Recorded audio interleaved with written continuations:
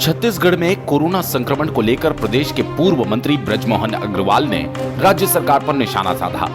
उन्होंने कहा कि भूपेश सरकार कोरोना के नियंत्रण में पूरी तरह से फेल हुई। उन्होंने कहा कि छत्तीसगढ़ में रोजाना मिल रहे कोरोना के मामले अन्य राज्यों से कम है, बावजूद इसके हालत बदतर है, फिर भी सरकार अपनी पीठ थपथपाती है।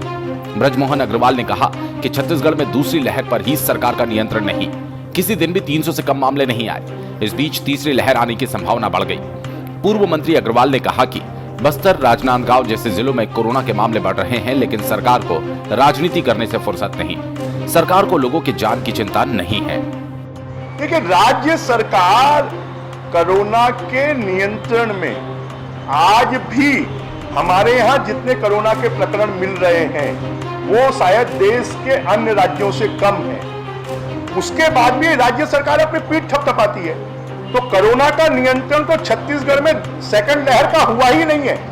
किसी दिन भी 300 से कम प्रकरण नहीं आए हैं। जब 300 से ज्यादा प्रकरण छत्तीसगढ़ में आ रहे हैं, इसका मतलब द्वितीय लहर समाप्त नहीं हुई है और तीसरी लहर आने की संभावनाएं बढ़ गई है। बस्तर में, राजनांदगांव में ये केसेज मिल रहे हैं। तो ये सरकार जो है खाली राजनीति करने में लगी हुई है, लोगों के जान की इनको कोई चिंता नहीं है। जबकि ये माना जा रहा है कि तीसरा जो वेरिएंट है वो बहुत खतरनाक हो सकता है और राज्य सरकार से बार बार हम लोग आग्रह कर रहे हैं कि तीसरे वेरिएंट के लिए आपको तैयारी करना चाहिए।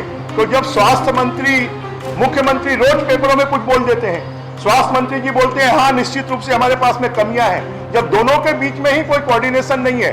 जो हमारा दवाई खरीदी का जो आयोग बोर्ड है, उस बोर्ड ने पिछले 1 साल में कोई दवाई नहीं खरीदी। हमारे प्रश्नों के उत्तर में मैंने लिखित में मांगा तो 600 करोड़ की दवाई कमेटी के माध्यम से खरीदी जा रही है। बृजमोहन अग्रवाल ने कहा कि कोरोना वायरस का डेल्टा वेरिएंट बेहद घातक है। हम सरकार से इनकी तैयारियों को लेकर बार बार आग्रह कर रहे हैं, लेकिन सरकार इसे तवज्जो नहीं दे रही। स्वास्थ्य मंत्री और मुख्यमंत्री के बीच ही कोई तालमेल नहीं। उन्होंने आरोप लगाया कि दवाई खरीदी में भी सरकार भ्रष्टाचार कर रही है। ऐसे में छत्तीसगढ़ केवल भगवान भरोसे है, सरकार के भरोसे नहीं कहा जा सकता।